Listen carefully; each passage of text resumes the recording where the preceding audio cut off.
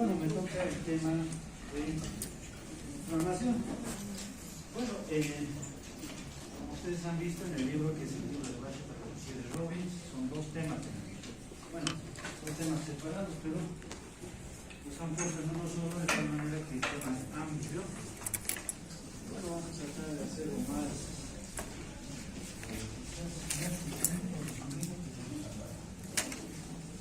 importante que empecemos entonces. Bien, ustedes recuerdan que tenemos nuestro sistema de defensa, este sistema inmune. El sistema inmunológico tiene una parte más desarrollada, más antiguamente evolucionada, que es el sistema innato, el sistema de defensa, la inmunidad innata con la que nacemos. Esa es más desarrollada, es más antigua, genéticamente, por ende tiene menos fallas. Y evolutivamente el siguiente sistema, la inmunidad específica o adquirida, es un poco más reciente en nuestro cuerpo. De tal manera que tiene un poco más de fallas. ¿De acuerdo? La primera parte, la inmunidad innata, utiliza células, utiliza moléculas para poder trabajar. Está representada también por distintos tejidos. La piel es parte de la inmunidad innata. Nos protege de manera mecánica, química, ¿de acuerdo? Bien. Las mucosas, la mucosa gástrica, la mucosa urinaria, igual que evita que los microorganismos atraviesen, lleguen a la sangre y puedan difundirse a cualquier parte del organismo. Todo el ácido gástrico, las secreciones de la vagina, las secreciones de las glándulas sebáceas, todo eso corresponde a inmunidad innata. Y la característica de la inmunidad innata es que es inespecífica. ¿Qué quiere decir? Que no necesita reconocer o conocer al agente dañino causal de la noxa para actuar sobre él. Eso es lo más importante. En cambio, la inmunidad específica necesita un entrenamiento previo. Tiene que conocer las moléculas de ese agente para poder generar anticuerpos, que es mucho mejor, más efectiva, de larga data, etc. ¿De acuerdo? Pero necesita un conocimiento previo. Y en ese primer contacto con ese microorganismo, con ese agente deleterio, podría significar la vida o la muerte en relación al organismo. Entonces, ambas son importantes, ¿de acuerdo? Pero una y otra tienen características diferentes. En ese sentido, la inflamación es parte de la inmunidad inespecífica o innata, ¿de acuerdo? ¿Qué es la inflamación? Es una respuesta fisiológica, es normal, ¿de acuerdo? Es esperable. Lo que no deberíamos encontrar es que no haya inflamación en relación a la presencia de un agente nocivo. Eso es anormal. Pero cuando se vuelve dañino o deleteria, cuando esta respuesta no es controlada, al contrario, descontrolada o excesiva, o es una pequeña cantidad de microorganismos y la respuesta es magnánima. En ese caso se vuelve patológica. Una pobre respuesta, una excesiva respuesta, entonces, siendo un proceso normal, entonces se vuelve dañino para nosotros. Por ende, se traduce en enfermedad o muerte. ¿De acuerdo? Entonces, la respuesta inflamatoria tiene que ser modulada, controlada, acorde al agente causal, a la cantidad, al estímulo, a la duración de ese agente causal.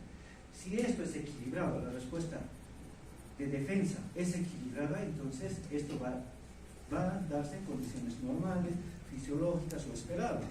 Si varía en uno u otro sentido, entonces entramos en enfermedad. ¿De acuerdo? Bien.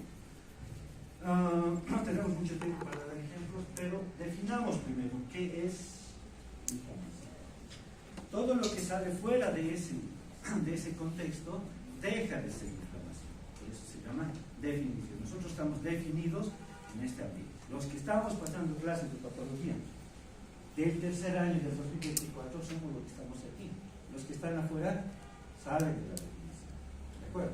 Entonces, ¿qué es definición? ¿Qué es inflamación? Es la respuesta de todo tejido conectivo. ¿Dónde hay tejido conectivo? En todo el organismo.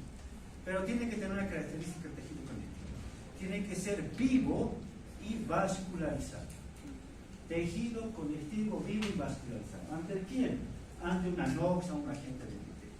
¿El tejido cadavérico responde con inflamación? No, porque no tiene. hay algún tejido que tiene poca vascularización o casi ninguna vascularización, no hará inflamación, pero son algunos, ¿de acuerdo? Entonces, ¿qué es inflamación? Es la respuesta, obviamente parte de la inmunidad innata, de todo tejido conectivo vivo y vascularizado. Entonces, ese es el que participa. ¿Bien? ¿De dónde viene inflamación? De ese término, flama, que es quemar, sensación de ardor, de quemazón. Ya desde los romanos, Celso, siglo I, ya sabían la clínica de ellos, ¿no? Y lo clasificaban en la tetra de Celso, ¿no? La tríada de Celso. CLTD, ¿no? Bien, enseguida vamos a ver. Y Virchow, ya el padre de la patología celular, ha aumentado una más, ¿no? Que es la disminución de la función, o como dice ahí, funcional. Se utiliza para la nomenclatura el sufijo. Después de la palabra viene este sufijo itis. La inflamación del apéndice, entonces, se llamará apéndice. Del colon, colitis. Del hilo, ileitis. De la piel, dermatitis. De los folículos pinosos, foliculitis. Entonces ya están aprendiendo una nomenclatura diferente. De la membrana timpánica. Si es de la cavidad del oído medio, puede ser otitis, otitis medio. Pero si es de la membrana timpánica, no es lo que están pensando, es miringitis. ¿De acuerdo? Y bueno, si fuera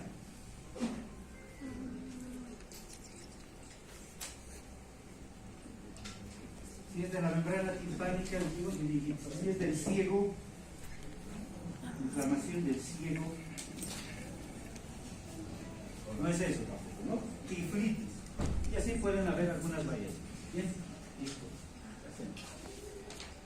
Entonces, esos son la triada de Celso, ¿no? Los signos, síntomas de Celso. Tetrada de Celso, ¿no? Dolor, rubor, tumor, calor, rubor, tumor y dolor. Enseguida lo vamos a explicar. Y Virchow ha añadido la pérdida de la función, un poco más gráfico, ¿no? Entonces, eso es lo que vemos en nuestros pacientes y lo que van a ver y lo que van a identificar como inflamación, ¿no? Hay un aumento de la coloración de la piel. Los vasos sanguíneos están dilatados, no es que han aumentado el número, sino que están más dilatados por el más flujo, más rojizos. Si ustedes se acercan, palpan este lugar con el dorso de sus dedos, haciendo semiología, entonces van a sentir aumento de la temperatura comparativamente a lo resto. ¿De acuerdo? ¿Qué más van a sentir? Bueno, van a palpar y van a expresar dolor. Bien, hay aumento del tamaño, lo que llaman tumor, pero para nosotros no es tumor, sino que lo vamos a denominar edema de cuerpo. ¿De acuerdo? CLTD, calor, rubor, tumor, dolor. CLTD, calor, rubor, tumor y dolor. Y a eso le añade disminución de la múltiples estímulos son los que van a desencadenar respuesta inflamatoria. Agentes físicos, químicos, infecciones, traumas. El propio sistema inmunológico puede estar activado constantemente y utiliza como herramienta a la inflamación para poder actuar. Entonces, si el sistema inmunológico específico va a estar hiperestimulado de manera normal, va a utilizar la inflamación como mecanismo de daño o de acción en este caso. La presencia de cuerpos extraños en las heridas o tras un accidente sigue desencadenando inflamación y obviamente la muerte celular acompaña de inflamación, excepto la apoptosis. Bien, ¿cuáles son los objetivos de la inflamación? ¿Qué es lo que tiene que hacer? Dos objetivos son más importantes. El primero es el más importante, que es destruir, anular a la agente lesiva, a la agente patógena. Todo eso se hace para destruir a la agente extraña. Recuerden que no necesita conocer el flujo. Y el siguiente, que es igual de importante, es casi al mismo tiempo de que hace la respuesta de destrucción de ese microorganismo, intenta y activa todos los mecanismos para reparar el tejido. ¿De acuerdo? Bien. Entonces, utiliza para eso dos componentes: los vasos sanguíneos y las células, que están sobre todo en el tejido conectivo y todo lo que trae, los elementos forma que traen los vasos de la sangre, ¿bien? Los vasos sanguíneos. ¿Y cómo los activa estas células y estos vasos? A través de mediadores químicos que se liberan tras la destrucción del tejido, tras la infección de ese tejido, etc. ¿De acuerdo? cierto? Lo mismo, tiene que ser modulado y tiene que ser adecuado al grado de la luz, no si no, digamos, bueno, esto casi lo nomás es parte de la inmunidad innata y específica. Todos estos componentes necesitamos nosotros para hacer inflamación, tejido conectivo, vivo y vascularizado. Todos los vasos sanguíneos, de los vasos sanguíneos, ¿quiénes van a participar? Las células endoteliales y los leucocitos. En el tejido conectivo, unas células que eran basófilas, que se han originado en la médula ósea, han llegado al tejido conectivo y ahora se llaman mastocitos, que contienen gránulos, que contienen histaminas, ¿de acuerdo? Muy parecidos a los basófilos, ¿de acuerdo? Bien, en el tejido conectivo, todos los componentes del tejido conectivo. Las células, los fibroblastos, que son importantes, los elementos formes y el elemento amorfo, ¿no? Las fibras del colágeno, los musculares, elásticos, los proteoglicanos, los aminoglicanos, todo lo que han estudiado en histología, ¿de acuerdo? Y el líquido que está en el líquido tisú, todo eso lo tenemos. Ahí están las células, la más grande, los macrófagos, ¿de acuerdo?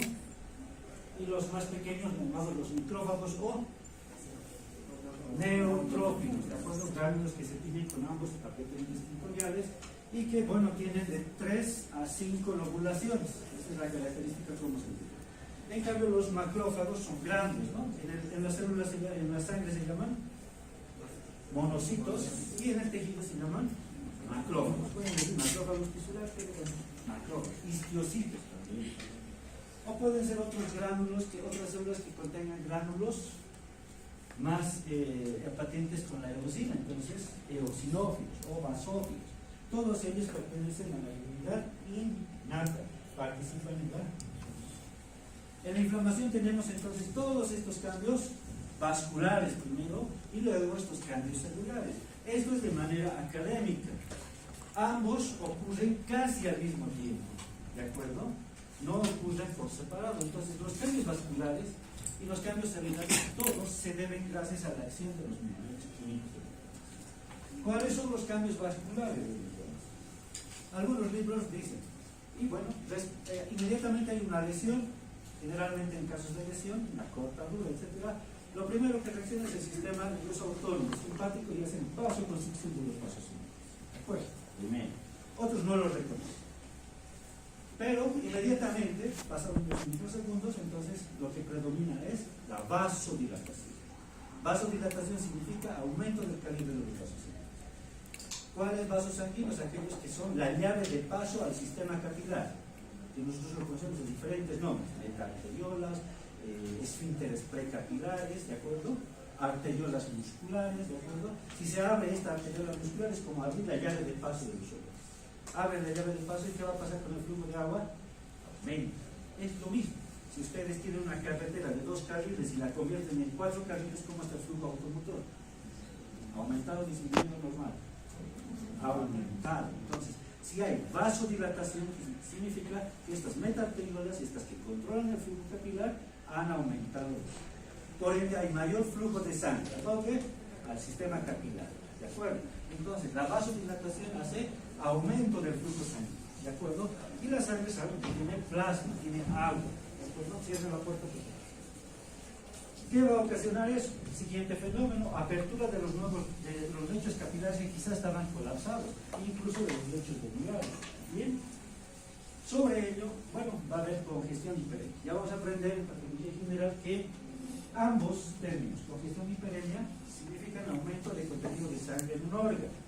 Pero por vasodilatación, más específicamente se llama hiperemia. Vasodilatación aumenta el contenido de sangre en un órgano, específicamente se llama hiperemia. Pero en algunos libros van a encontrar los enfoques. Ambos. Pero ya van a saber que es sobre todo hiperemia. Ocurre otro fenómeno importante en los vasos capilares. Recuerden que los vasos capilares tienen solamente una capa de células endoteliales y su membrana basal. Es aumento de la permeabilidad de la microvascularidad. Normalmente es permeable el agua, pero esta vez está aumentada. Esa es la característica. Todo esto, vasodilatación, aumento de la permeabilidad, va a hacer que salga agua, contenido de plasma, hacia el intersticio, fuera de los capilares. Por ende, el contenido intraluminal de los vasos se va a hemoconcentrar. Va a tener menos agua, más elementos formes y proteínas, relativamente. esto va a generar un flujo sanguíneo lento. Todo esto hemos hecho para alterar el flujo sanguíneo, que se llama normal, que se llama flujo sanguíneo laminar. Alguien lo dijo. Ahora es un flujo sanguíneo turbulento. Enseguida vamos a explicar, o vamos a recordar. Y gracias a que el flujo sanguíneo laminar se ha vuelto turbulento, los elementos formes de la sangre más grandes se aproximan al endotelio. Y por ende pueden empezar los cambios celulares. Es decir, empiezan a marginarse, se acercan al endotelio, empiezan a rodar, interactuar con su endotelio de manera laxa, luego empiezan a interactuar de manera firme, fija, covalente. Entonces hacen adhesión o pavimentación leucocitaria. Y luego atraviesan el endotelio porque tienen que ir al sitio de la lesión que no está dentro de los vasos. Tienen que pasar el vaso para actuar. Llegan al tejido conectivo. En este paso se llama transmigración leucocitaria a través de la pared del vaso o simplemente diapéresis. Luego llegan al tejido conectivo y tienen que ir al sitio de la lesión. No es aquí, es allá seguramente, entonces tienen que migrar a ese lugar. A eso se llama quimiotaxis. Y tienen que actuar, son varios cientos de bacterias o miles de bacterias, entonces tienen que rodearlas, todos los leucocitos. Y eso se llama ¿qué? Conglomeración de leucocitos. Y tienen que ejercer su principal objetivo de la inflamación, que es destrucción del agente lesivo. Para eso, ¿qué hacen? Fagocitosis. ¿De acuerdo? Eso es respuesta inflamatoria. Bien, la siguiente. Todos estos participan de manera más esquemática. Aquí tenemos una lesión, una solución de continuidad. Las partes rosadas es piel y la parte central es ausencia de piel. Recuerden que es parte de la inmunidad innata, las bacterias colonizan ese lugar, hay tejido necrótico, entonces eso estimula liberación de sustancias químicas, mediadoras de la inflamación, quimiosinas, o los mastocitos liberan histamina. Estas sustancias químicas, ¿dónde están más concentradas? En el área de la lesión. Y se van difundiendo, entonces hay menor concentración. Cuando llegan a los vasos sanguíneos que están próximos ahí, activan las células endoteliales y activan los leucocitos que están circulando en este lugar. ¿De acuerdo? Entonces todos se activan y activan la inflamación para poder cumplir con su objetivo, destruir el agente lesivo. Entonces eso es lo que hace. ¿De acuerdo? Sí. Utilizan mediadores químicos de la inflamación, esos son. No nos vamos a torturar con eso, pero vamos a mencionarlos. Esas son las células que van a participar en la inflamación. Bien, cambios vasculares, analicemos un poco los cambios vasculares. Primero dijimos que hay la lesión, hay liberación de mediadores químicos, los vasos que están en ese lugar, las células que están en ese lugar de la lesión o próximos, están actuando, están siendo estimulados por los mediadores químicos de la inflamación. Por ende, estos lechos capilares en sus arteriolas van a reaccionar con aumento del calibre de los vasos. Eso se llama vasodilatación. ¿Eso qué hace con el flujo sanguíneo? Aumenta el flujo sanguíneo. ¿Cómo está la presión hidrostática en los vasos sanguíneos? Porque el flujo está aumentado. Porque recuerden que el plasma tiene más agua. Tiene agua, ¿no? ¿Qué va a generar? Alteración de las fuerzas de Landis, Starling, en fisiología, han llevado. Todas las herramientas de primero y de segundo necesitamos ahora. ¿De acuerdo? Y si no las tienen, adquiéranlas de manera rápida. Fenómeno de los hitos más importantes. Bien, entonces aumenta los flujos sanguíneos, la presión hidrostática aquí está elevada porque hay mayor contenido de sangre. Entonces, dentro de los vasos sanguíneos tenemos fuerzas que facilitan la salida de agua, de plasma, hacia el intersticio, tejido intersticial conectivo. ¿De acuerdo? Y otras fuerzas que retienen el contenido de agua dentro y dependen fundamentalmente de las proteínas, y se llama en conjunto presión oncótica o coloido-osmótica, cualquiera de los dos. ¿Y quién sintetiza sobre todo proteínas en nuestro organismo? El hígado, fundamentalmente albúmina. Si el hígado es insuficiente, cirrótico, la proteína disminuye. Si es desnutrido, y esto se va a alterar. ¿De acuerdo? Se va a alterar el equilibrio o las fuerzas de Landis-Starling, que son las fuerzas que atraen el agua para quedarse dentro de los vasos y las que permiten o favorecen la salida dentro de los vasos. Y lo mismo pasa dentro del tejido conectivo intersticial. Hay proteínas y hay agua, líquido tisular. El agua favorece el paso de agua del intersticio a los vasos y las proteínas que están en el intersticio favorecen la retención de agua dentro del tejido conectivo. Ambas fuerzas, tanto de los vasos, del interior de los vasos y del tejido conectivo, están en equilibrio. Este se llama el equilibrio de las fuerzas de Landis estável. Cuando tenemos inflamación y vasodilatación, estas fuerzas empiezan a alterarse, de tal manera que hay mayor presión hidrostática que favorece o retiene el agua dentro de los vasos. Favorece la salida de agua de los vasos hacia el intersticio. Se acumula agua en el intersticio celular, ¿de acuerdo? ¿Y quién tiene que drenar igual que el drenaje de nuestros hogares? Hay seguramente un sistema de drenaje y luego hacia el alcantarillado. Lo mismo tenemos en el tejido conectivo y se llaman ¿qué? Vasos capilares linfáticos, que se originan en el tejido conectivo como extremos ciegos de capilares, que van a formar los capilares linfáticos y van a ir a filtrarse en un primer lugar, que se llama ¿qué? Ganglio. Vencen los ganglios linfáticos, se añaden linfocitos y ahora sí se llama linfa, y luego va a ir al sistema linfático y luego nuevamente a la circulación. ¿Qué pasa si el exceso de agua que pasa al intersticio excede la capacidad del drenaje de los vasos linfáticos? Entonces se acumula agua. Entonces a eso se llama edema. ¿Qué es el edema? Que Celso lo ha hecho como tumor. Para nosotros es ¿qué es el edema? Definición de edema. Edema es el acúmulo neto de agua en el espacio intersticial. ¿Por qué? Porque ha vencido la capacidad de drenaje de los vasos capilares linfáticos. Acúmulo de agua en el espacio, acúmulo neto de agua en el espacio intersticial. Ese acúmulo de agua puede ser de dos características, puede ser trasudado o puede ser exudado.